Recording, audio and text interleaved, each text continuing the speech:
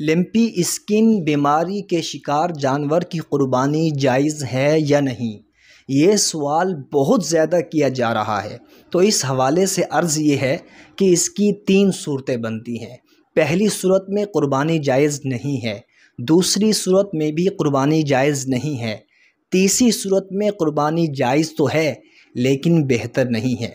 پہلی صورت جس میں قربانی جائز نہیں ہے وہ یہ ہے کہ اس بیماری کے اثرات کھال سے گوشت میں منتقل ہو جائیں، تو ایسے جانور کی قربانی جائز نہیں ہے۔ اور دوسری صورت یہ ہے کہ اس بیماری کے اثرات کھال سے گوشت تک منتقل تو نہیں ہوئے، لیکن اس بیماری کی وجہ سے جانور بہت کمزور اور لاغر ہو چکا ہے، تو ایسی صورت میں بھی قربانی جائز نہیں ہے۔